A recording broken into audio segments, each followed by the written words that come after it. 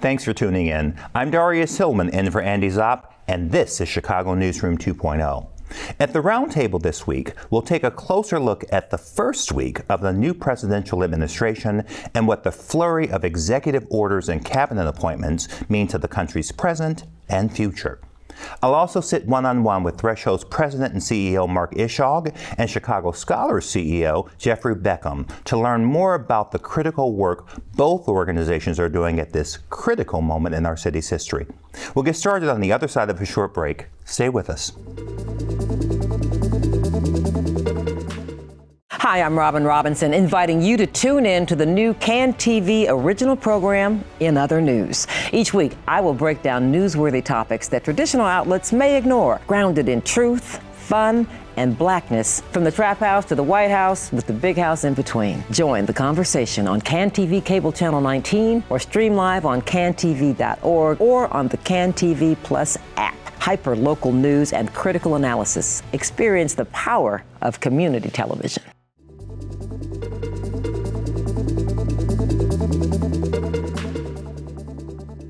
Thresholds is one of Chicago's leading nonprofit organizations dedicated to providing comprehensive mental health and substance use services to individuals experiencing serious mental illnesses. To share more about the important work Thresholds is doing for our city and its residents is the organization's president and CEO and one of my favorite human beings, Mark Ishaug. Mark, welcome back to CAN TV. Thank you. Welcome to the newsroom. What a day we're having. What a day. Yeah. It's awesome to be with you. Yeah. So let's begin at the basics for some of our viewers who may not know about this venerable organization. What is Thresholds and who do you serve? So Thresholds was founded in 1959. So for 65, almost 66 years now, we have provided home, health, and hope to those with serious and persistent mental illness. So we are the difference between being on the street and being housed. We're the difference between being in the hospital or the emergency room or jail or prison, and living a full life in the community, integrated in the community. And that's what we have done. We have provided psychiatry, psychology, case management, employment, housing for tens of thousands of people. And about every year we serve about 10,000 people. My goodness. Yeah, it's a pretty remarkable place. And you know, we have historically served the most challenging folks, the most marginalized in our community, and really have helped give them purpose and hope for a brighter future. And in addition to that important work, you are also in the advocacy space. Yeah. And your team is currently working on a bill that's designed to, conversations that we're having a lot now, to improve network insurance. Tell us more about that bill and why it matters. Yeah, well, thank you. We're really excited about this. So while historically Thresholds has served people mostly on Medicaid or people who are indigent or with very few resources, we also care about everybody's mental health and everybody's access to good mental health and substance abuse treatment. So a bill that we're working on now, I think we're actually in our third or fourth year, is to improve the network adequacy of commercial insurance. Now, I know that sounds like a mouthful, but all that really means is that we need to force the insurance industry in Illinois to better cover mental health and substance abuse treatment and to pay the practitioners, the therapists, the counselors, the social workers, what they are worth to do the good work that they do. So that, in a nutshell, is what we are trying to do, and it's a very, very heavy lift. I imagine. Let's go one step deeper in there. You're addressing the problem. Let's talk about why you think the problem exists. Why is there such a delta between the support from insurance companies of physical health versus mental health? What's underpinning that? Yeah, I just think it's historical, long-term stigma and discrimination. Somebody at some point in the healthcare industry made up their minds that the head was not part of the body, or that the mind was not part of the rest of our bones and organs and the whole 9 yards. And so we separated it. We created mental health and we created physical health. And everybody knows that you can only have good physical health if you have good mental health. And if your mental health is poor, your physical health will be poor. And it's just shown out in study after study after study. It is far more interrelated than we've ever given. Yeah, I mean, we're all interconnected, and everything in us is connected. The knee bone's connected to the hip bone. There's some song we learned as kids. Yes. And somehow we learn that as kids, but as practitioners and as funders and as policymakers, we have divided the body from the brain, if you will. So that's why we're here today. I mean, we've come a long way. There's no doubt parity legislation at the both federal and the state level has advanced mental health treatment, and we've made great strides that we should be really so proud of. But we have not crossed the finish line even close. And I think this bill, sponsored by two of the best in Illinois, Senator Villa and House Representative Lindsay LaPointe, two superstars in the Illinois General Assembly who I hope this year are going to take this bill across the finish line. Agreed. Young people, they are experiencing increased issues. They missed years of opportunities to socialize and connect with others. How are you all working to address that? And more importantly, talking about what we should all be doing together. How should our legislators and our other community partners, how should we be wrapping our arms around this? Yeah. So I think we have to, as you said, we have to recognize that there is I would call it a crisis, a mental health and behavioral health crisis in this country and in Chicago for sure. Young people have not been spared. The statistics on young people, especially young kids of color, it's so distressing, right? The suicidal ideation rates of young Black people, significantly higher than among white children. But all young adults, children and young adults, are experiencing pretty serious mental health challenges. The Surgeon General, the former Surgeon General, has said a lot of this is due to isolation. Sure. A lot of it is also due, I don't have my phone in front of me. How about that? That's a good thing. So much of it is related to living through these objects, especially the phone. I saw this great ad recently, I think it was just yesterday, right by my house, recruiting kids for a baseball team. And it said, less phone, more baseball. Love everything about it. And I smiled and I thought, it's exactly How right. about that? So our children are facing a mental health crisis, but also our adults. 40% increase in pretty serious mental health conditions of adults in the last 5 years. So the epidemic had a huge impact on this, racial reckoning, huge impact on our emotional and mental health. And clearly what we are facing today in this country and in Chicago, everywhere, ICE raids, threats against our transgender brother and sisters, freezing funding or defunding community mental health and human services and everything has really created this enormous mental health crisis. I'm a big fan of yours and the work you do with that organization. We're going to be having a lot of conversations about this. Thank you for spending some time with us today. It is absolutely now more important than ever that we connect with our communities who are impacted by this, and we are very proud of our position of helping to be that facilitator. So Mark Ishaug, my friend, my brother, thank you so much for being here today. Continued, in spite of everything, continued great success to you and the organization. When we come back, I'll be joined at the roundtable to continue the conversation about the president's very eventful first week back in office. Stay with us. Every community has a story, a pulse, a voice waiting to be heard. At CAN TV, we bring these stories to life, from the heart of Chicago to your living room. Join us in supporting hyper-local television. Your backing helps us cover what matters directly in our communities, unfiltered and upfront. Help tell the important stories of our communities. Become a program underwriter today.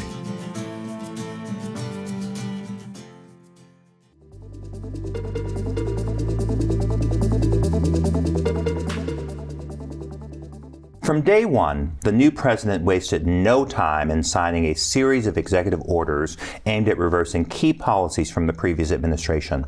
Among the most notable backsteps were efforts to advance diversity, equity, and inclusion, DEI, across federal agencies and institutions. What do these executive actions mean in practice, and how will they impact communities and institutions across this country for the next 4 years and beyond?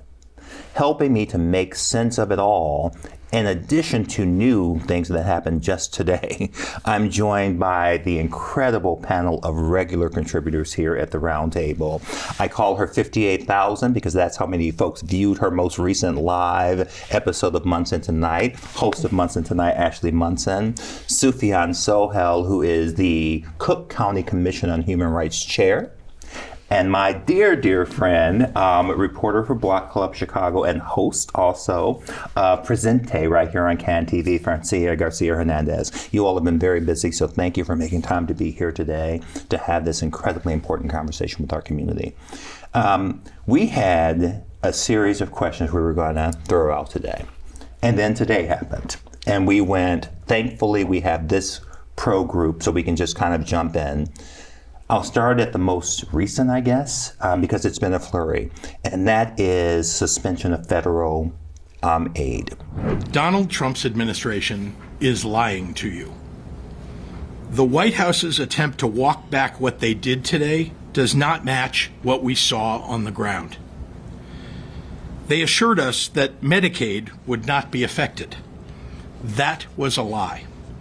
Our state agencies were unable to access the Medicaid system until an hour ago, preventing payments for services. And this has been reported from states across the nation. When we reached out to federal agencies, they informed us that they have been directed not to discuss any guidance with states. They have canceled previously scheduled meetings for this week. The White House assured us that Head Start would not be affected. That was a lie. Providers across the state experienced outages, and some were unable to make their payroll.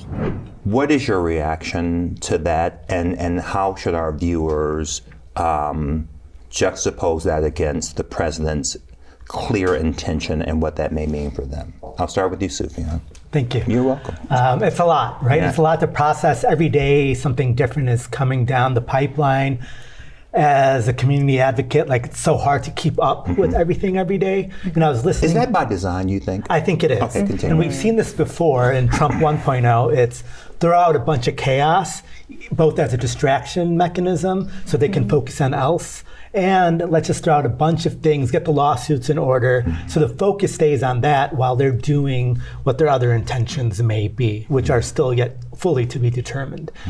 You know, I was reading today earlier the poem written on the Statue of Liberty, right? Send me your needy and your poor, and those yearning to be free. And it feels, you know, you're asking specifically about these executive orders from yesterday, but they're all connected, as Mark, your previous guest, said. They're all connected, and it's how do we disenfranchise our most vulnerable communities and keep disenfranchising them? How do we make this country a country that isn't for everybody, but for a select few?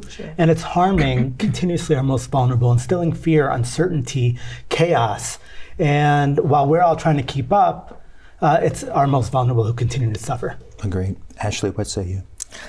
Yeah, I agree with all of that. What really comes to mind for me is mess around and find out. To the folks that have voted for President Trump, he's being exactly who he says he's going to be. And to your point about chaos, I think Trump, the first version was, I don't think he thought he was going to win. I think he just decided, like, this is what folks may want me to do, I'm going to do it. This time, if you pay attention, it's very organized. And I think he's the puppet. I think he has hired the people that are going to do the real damage, and Trump is just the spokesperson. So I think we're going to mess around and find out who Trump has said he's already been, but it's going to affect everyone. Republican, those who are leaning Republican, Democrats, those who are in rural areas, those who are in urban areas, from Head Start programs to grants for childcare. It's across the board. So everybody, we're going to find out who Trump really is and what this administration really means to people that look like all of us sitting at this table, and some. Fair. Francia?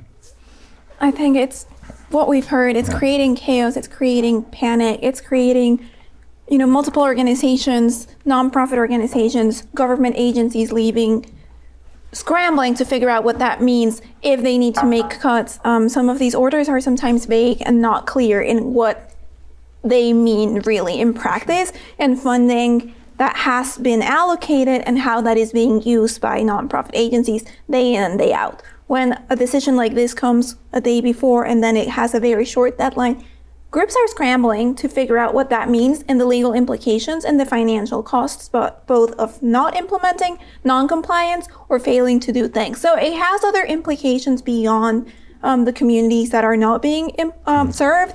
I think it has potential implications in how civil society organizes and manages public or taxpayer contributions that have funded public programs. Yeah. So it's something to be mindful of, and I think we will continue to see this as a developing story because there are states that will do something about it. There will be nonprofits filing lawsuits, and I think some have been already filed as we speak. So there's more to come. You've been doing some incredible and important reporting on issues related to immigration. How, on the ground level, as you're talking to folks, how is this impacting not only the immigrant community here in Chicago, but the city? Well, I was out reporting with my colleagues at Blog Club Chicago on Tuesday when we had heard ICE officials would arrive to Chicago to conduct operations, and we did not know more details. So we canvassed around some Southwest Side Latino neighborhoods that have been traditionally safe havens for immigrant communities, such as Little Village. And it was sub-zero temperatures. It was very cold. Nevertheless, it was very slow. There was very few activity happening. And when talking to business owners, when talking to business Chamber of Commerce, they said, foot traffic has been down, sales are down, businesses could be struggling because of the fear that people feel for leaving their houses, for going to eat outside, shop for groceries, pick up kids from school, take them to school. Daily activities that contribute to a working economy, such as the United States economy and the city's economy. I talked to Alderman Mike Rodriguez, who oversees Little Village, and he said, I call it the magnificent 2 miles because it is one of the most important commercial corridors in the city, producing tax revenue that benefits everybody in the city. When sales go down, that tax revenue is going down as well. So there are there are financial implications affecting everybody in the city. And as you were mentioning, sometimes the narrative that is so simplistic doesn't capture everything. The good versus the bad immigrant is what advocates have told me. Just categorizing it and simplifying when really things are much more complex and have so many connections between each other. We all have connections to that revenue, right? Absolutely. Whether you have never stepped on Little Village's 26th Street or not, that tax revenue is benefiting some of the services that Chicagoans receive. And you just hit on our last topic in our limited time. We are going to be having these conversations. Apparently every day something new is coming out, so there will always, unfortunately, be something to talk about and help our viewers to process. But you just said something about it impacts us all. And I want to talk about U.S. companies who recently announced rollbacks. And I want to name them and have them on the screen just so our audience has the information. In that group, pulling back their diversity efforts, Amazon, Ford Motor Company, Harley Davidson, John Deere, Lowe's, McDonald's, Meta, and Walmart. One of the big ones that if you've been on Black Twitter or whatever it's called this week, or social media, one of the big ones is Target. On the other side of that, to your point earlier of how it impacts us all, JP Morgan Chase's CEO, they are continuing their commitment. He has emphasized the importance of DEI, stating that engaging with diverse groups leads to innovation and better financial outcomes.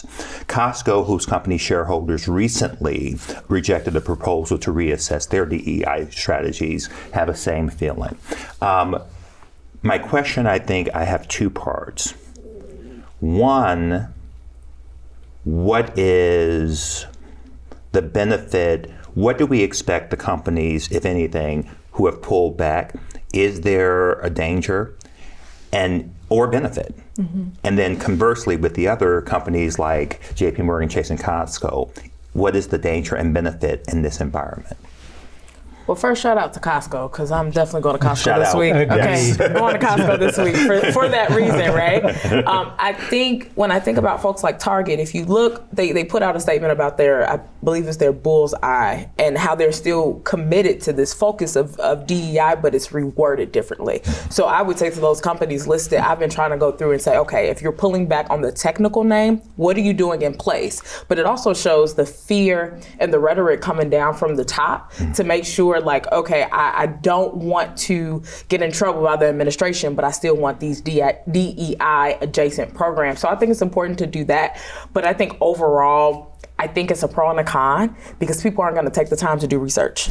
You know, people aren't going to take the time to say, oh, Target, you know, they pulled back from DEI, but now they're doing this other alternative strategy. Like the time to be splitting hairs. Right. You gotta stand your ground, and you have to be bold about what you're doing. So I think there are pro and cons, but I think this encourages people and viewers to make sure they are researching for themselves, especially in a time of a lot of disinformation.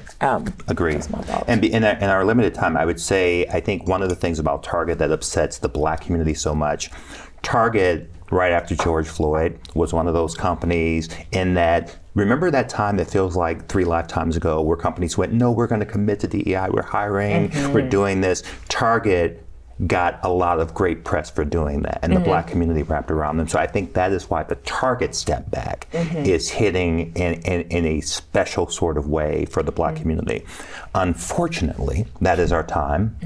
We never have enough, but we've got a lot of conversations. I want to say this sincerely to the three of you for being here, having these conversations with the community that we share. It means the world. We are all going through this together in ways similar and different. And to be able to have a conversation, no matter what your side is on the political spectrum, I think what we can agree to around this table, it doesn't matter what your side is, this is going to impact all of us in ways we either did or did not imagine. So Sufyan, Ashley, Francia, thank you so much for being here. We will have you back, you know that, sooner than later. On the other side of the break, I'll sit in conversation with the CEO of Chicago Scholars, Jeffery Beckham. Stay with us. CAN TV is the lens through which Chicago's stories are told, harnessing the unifying power of community television. With CAN TV On Demand, immerse yourself in the richness of our city through exclusive stories and programs tailored just for you, connecting you to the heartbeats of our streets, the voices of our people, and the spirit that makes Chicago unique. Discover the strength of your community on CAN TV On Demand.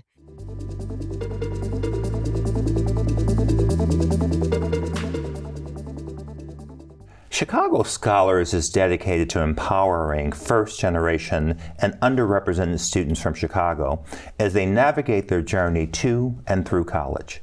Founded in 1996, Chicago Scholars provides a comprehensive 7-year mentoring and leadership development program that supports students from high school through college graduation and into their early careers.